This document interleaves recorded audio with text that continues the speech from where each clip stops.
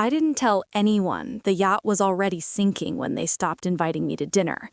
My name is Morgan Ashford. I'm 28.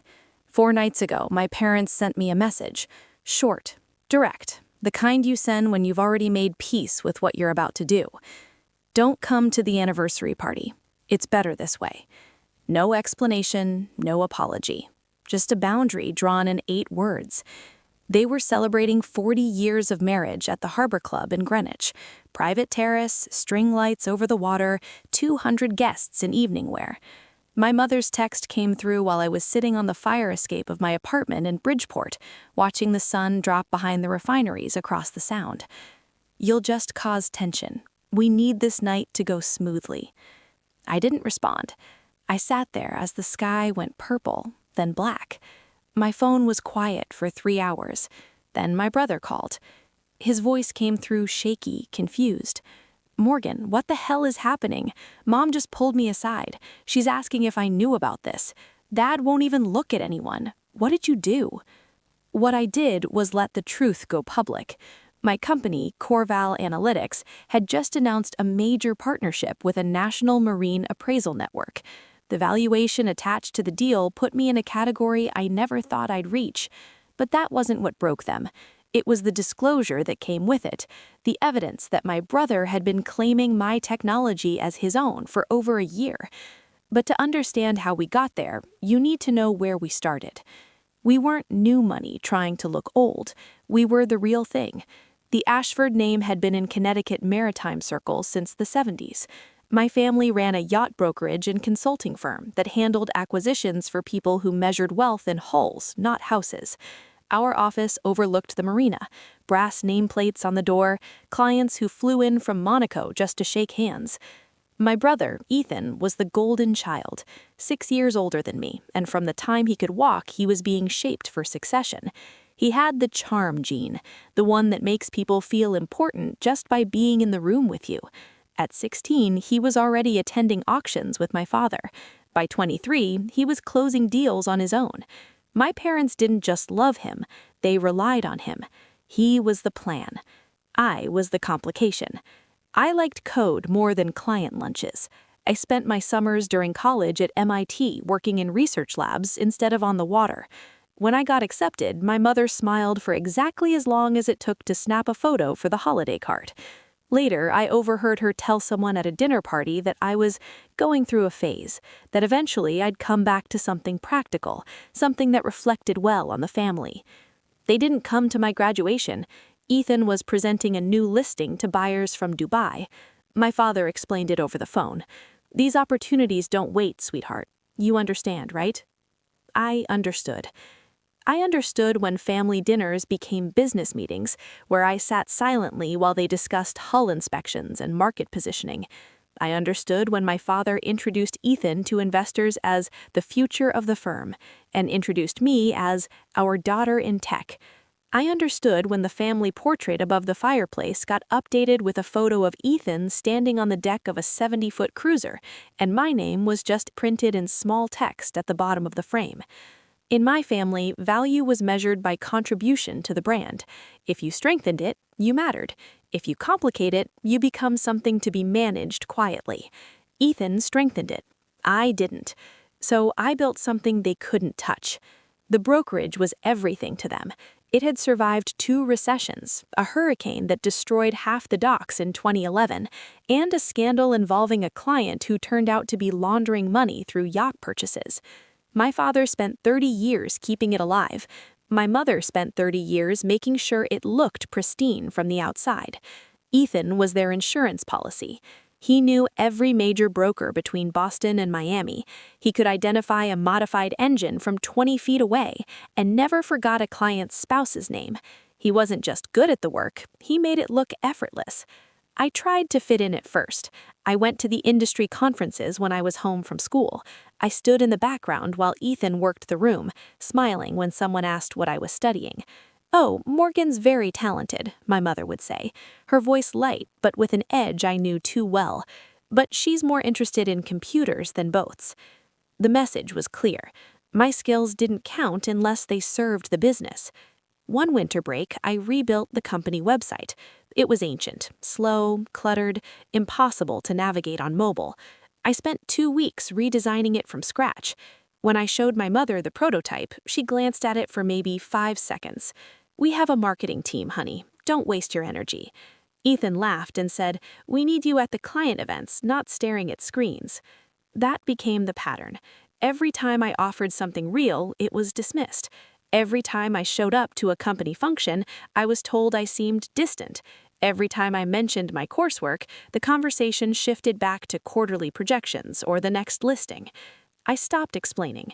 I stopped attending the dinners where I knew I'd be an afterthought.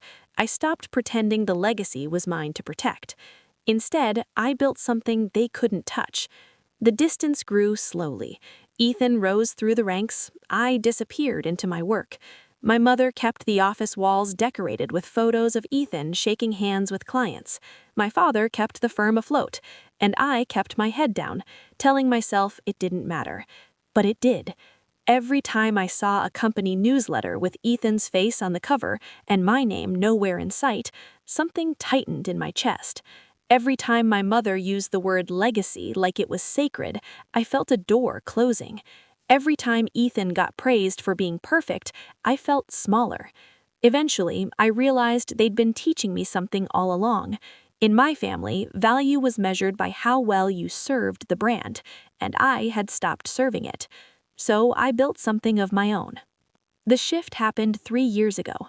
I was 25, still living in a cramped sublet near campus, pouring every free hour into my laptop.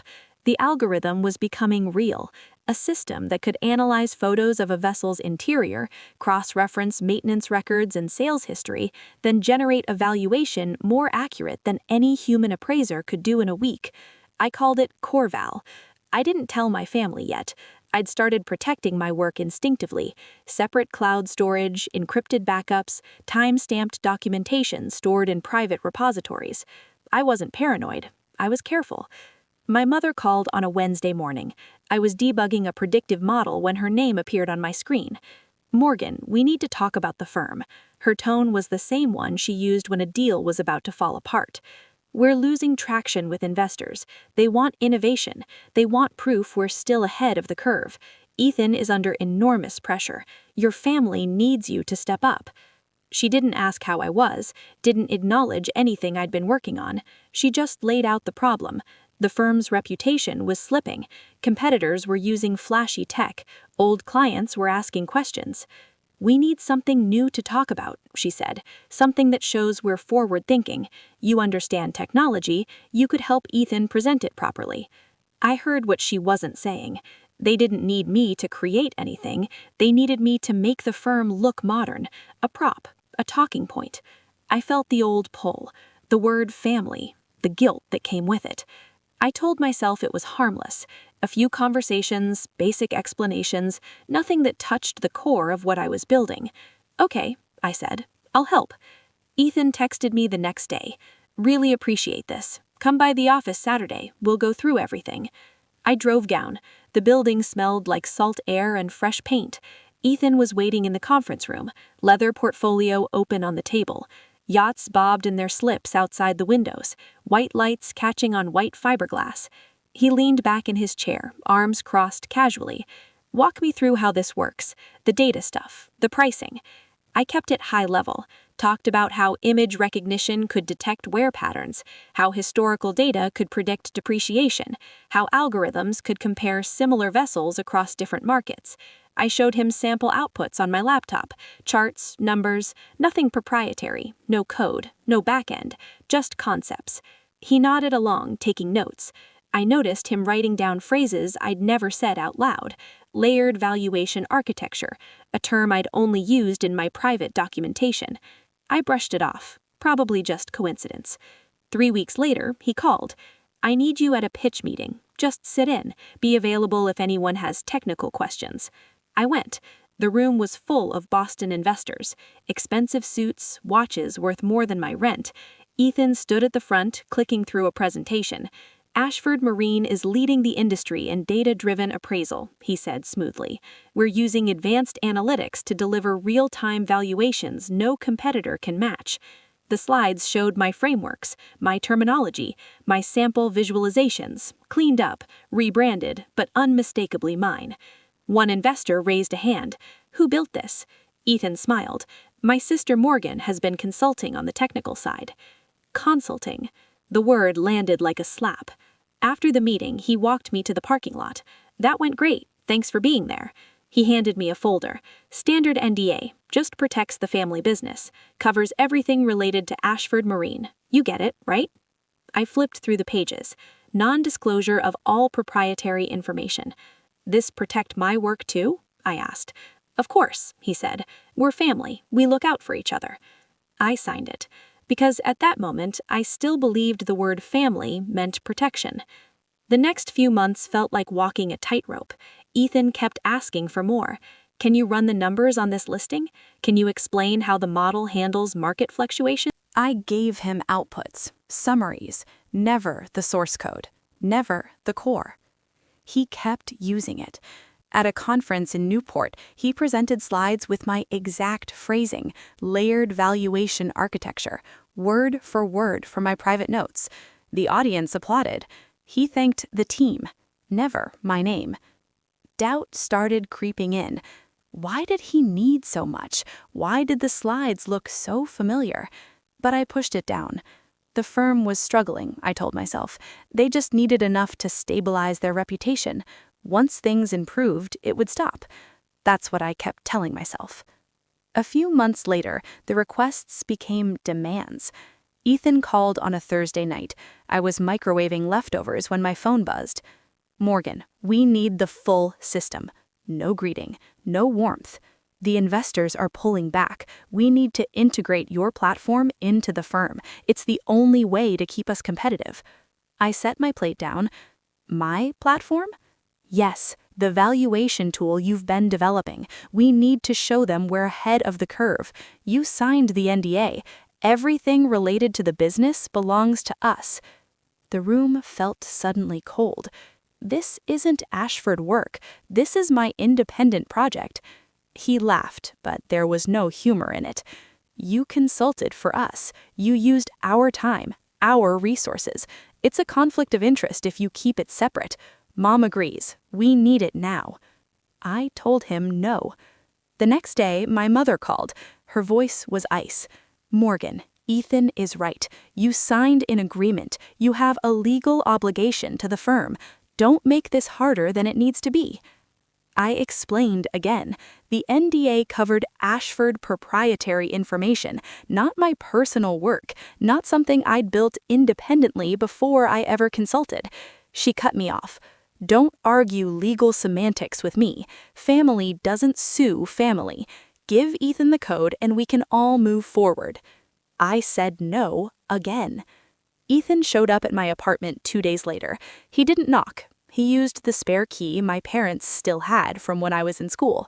He walked in, shoes echoing on the tile floor, and sat on the couch like he owned the place. "We need the full system," he repeated. "Not summaries, not reports. The code, the models, everything." I stood by the counter. "No." His expression hardened. "You're being selfish. The firm is struggling. Clients are leaving. If we don't show innovation, we lose everything Dad built. Do you want that on your conscience?" I looked at him. "This is my work." He leaned forward. "It's family work now. You signed the agreement. If you don't cooperate, we'll have no choice but to pursue legal action. Conflict of interest, breach of duty. You know how that looks." The threat hung there.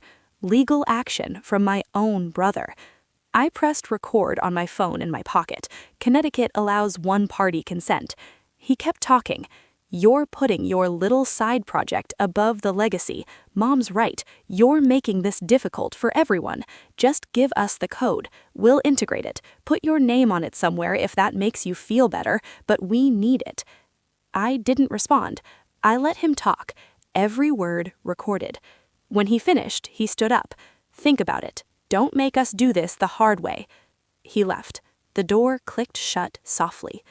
I sat down and played the recording back, his voice calm at first, then sharp. The threats, the manipulation, making me the problem.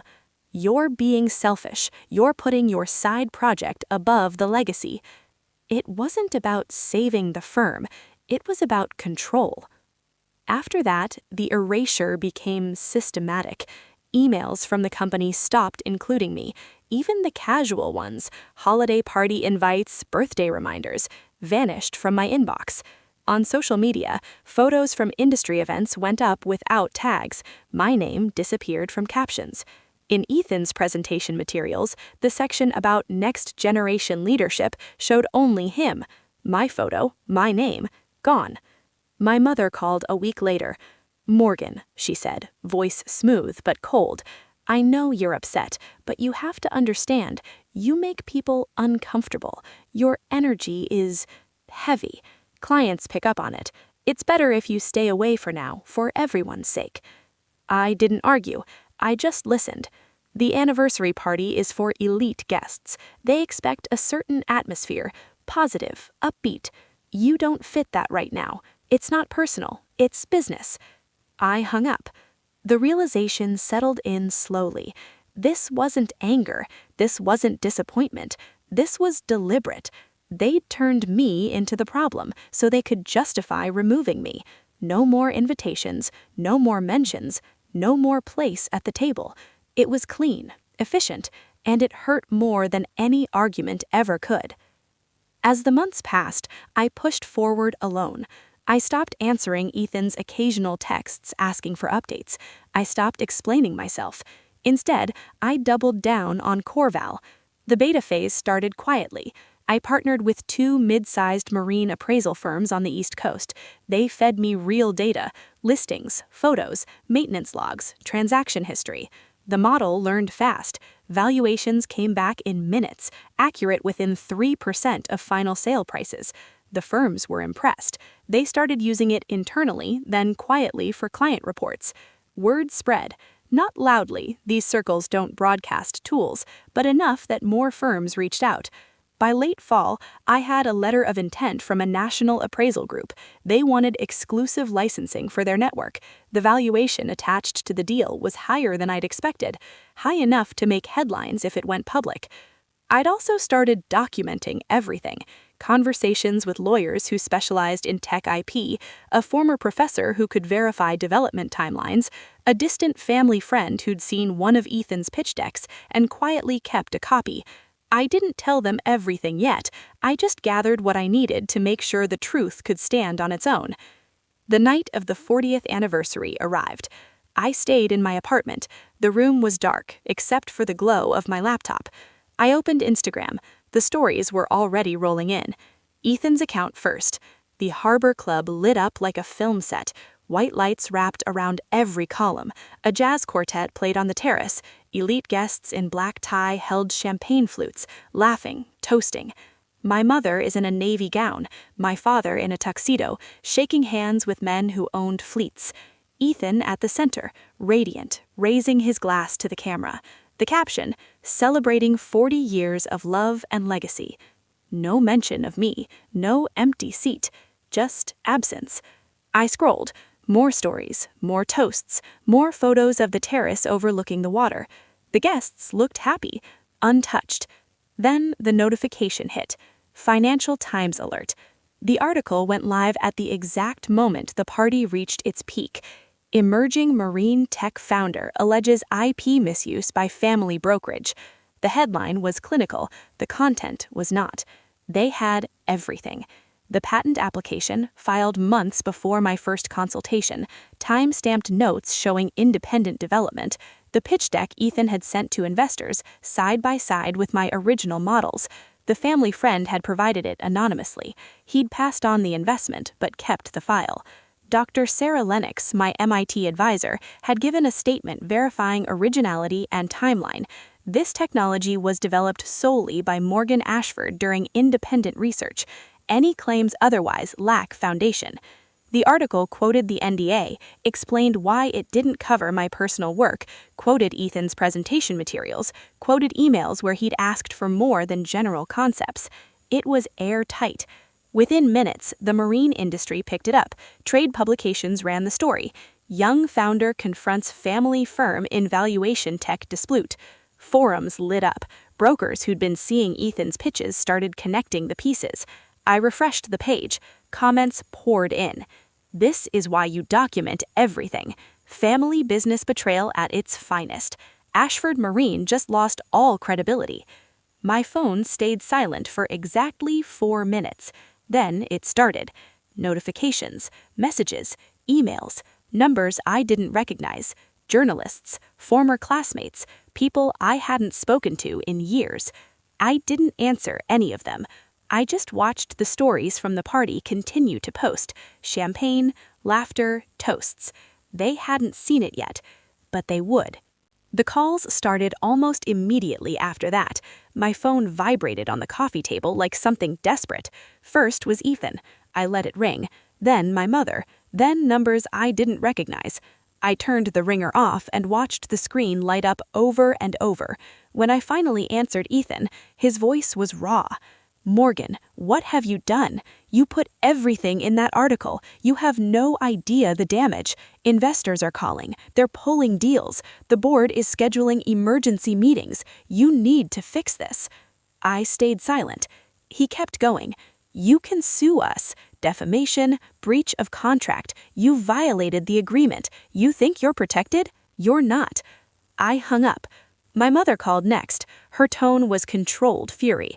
"Morgan, this is unforgivable. You've humiliated this family. Your father is devastated. You need to retract the story before this gets worse." I didn't respond. I let her talk. Then I ended the call. The next morning, the fallout was everywhere. Trade publications ran follow-ups. Ashford Marine faces major client losses after IP allegations. Brokers who'd been negotiating charters started canceling. One deal alone was worth $12 million in commissions. Another group pulled a $25 million fleet listing.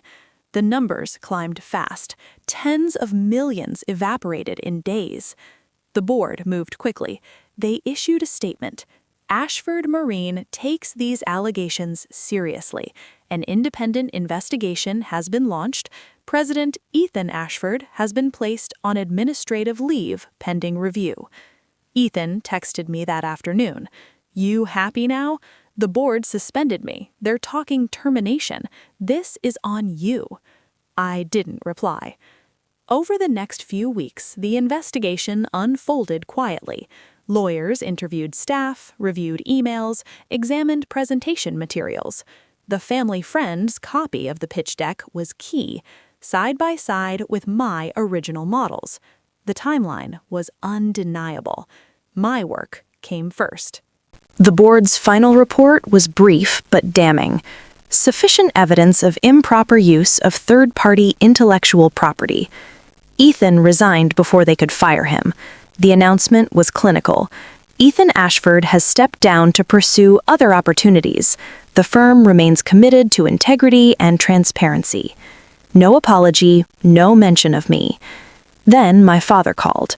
It was late. I was lying in bed, staring at the ceiling, when his name appeared on the screen. I answered on the 5th ring. "Morgan," he said. His voice sounded older, tired. "We need to talk." I waited. "I knew," he said. "I knew something wasn't right about Ethan's presentations. I suspected it was your work." I said nothing. Silence hung between us. "I was afraid," he continued, "afraid of what it would do to the firm, to your mother, to Ethan. I thought if we just got through the quarter, it would be fine. I told myself you'd understand, that you'd be okay." I didn't speak. "I was wrong," he said. "I let you be pushed out. I let them exclude you from everything. I failed you. I'm sorry." The words hung there. "An apology doesn't change anything," I said quietly. "I know," he replied, "but I needed to say it. If you ever want to talk, I'm here." I hung up. That was the last time I heard his voice. I went through my contacts, blocked every number. Ethan, my mother, my father, even distant relatives who might relay messages. I deleted emails, unfollowed accounts, removed myself from family group chats I hadn't been active in for months anyway. I didn't do it in anger. I did it with clarity. There was no going back. No partial reconciliation. No, we can work through this. I cut them off completely. No meetings, no calls, no replies. The silence was final, and for the first time in years, it felt like breathing. 1 year later, sitting in my new apartment in Brooklyn, Corval had grown beyond what I'd imagined. The letter of intent turned into a full partnership with a national marine appraisal consortium. They rolled out the platform across their entire network, firms from Charleston to San Diego. Valuations that used to take 3 days now happened in minutes. Clients loved it, brokers trusted it, revenue hit 8 figures in the first quarter. I hired a team, engineers, sales, a CFO who understood tech. We moved into an office in Dumbo, open floor plan, whiteboards everywhere, no hierarchy, just work that mattered. I stood at my window overlooking the East River, floor-to-ceiling glass, exposed brick, nothing extravagant but mine. No family photos on the walls, no legacy plaques, just a framed copy of the partnership agreement and a photo from our first team offsite. The Women in Tech Summit came in March, 1,400 attendees in a Chicago convention center. I was the keynote. Backstage, my hands shook. The host announced me. Applause rolled through the hall. I walked out under bright lights, faces in the dark. For years, I was told I made people uncomfortable, too quiet, too focused, not right for the family image. When they tried to take my work, I had a choice: stay silent or protect what I'd built. The room listened. I lost my family, I said, but I stopped shrinking to fit their expectations. Standing ovation, women on their feet. Messages flooded in afterward. You gave me courage to patent my code. My father took credit for my startup. I'm documenting everything now. Family said my business was a hobby. Not anymore. I read them all, responded to hundreds. Patent before you share. Never work for free, even for family. Put boundaries in writing. Integrity costs relationships, but silence costs more. Ethan's career stalled. No brokerage would touch him. The marine world is small, word travels fast. He tried consulting, smaller firms. Nothing stuck. Last I heard, he was selling commercial real estate, land, not water, far from the legacy he was built for. My parents faded from elite circles, country club whispers, old clients drifted away. The firm struggled, sales down 30%. They brought in outside management. My father stepped back, my mother hosted fewer events. Isolated in their waterfront home, legacy cracked. No calls came through, I'd blocked them all. No visits, no messages. The cut was clean. I didn't check on them, I built instead. The partnership press conference was small, my team, a few journalists. I stood with the consortium CEO. Corval delivers unmatched precision, he said. Cameras flashed. How does it feel? A reporter asked. Like freedom, I replied. Not revenge. My work mattered when no one else saw it. Now everyone does. The company's valuation doubled since launch, projected $5 billion within 3 years, partnerships lined up. But success wasn't the point. Freedom was. A year before, I sat alone while they celebrated. Now my team filled my living room for the holidays. Laughter, takeout, no expectations. Dr. Lennox texted from MIT. Proud of you. The family friend emailed. The board settled quietly. Thought you'd want to know. My father tried once more. Unknown number. Morgan, can we talk? Just the two of us? I blocked it. My mother sent a letter, handwritten. We miss you. The firm needs you. I threw it away. Ethan's LinkedIn stayed frozen. No updates. I didn't gloat. I moved forward. The lessons stuck. Patent before you share anything. Never work for free, even for family. Boundaries on paper. Emails, recordings, agreements you control. Blood ties break when legacy matters more than truth. Cut them clean. Build your own circle. Your voice deserves space. Claim it. If this story resonates, share yours below. I read every one. Resources in the description. IP protection guides, boundary setting frameworks, women in tech networks. Thanks for staying.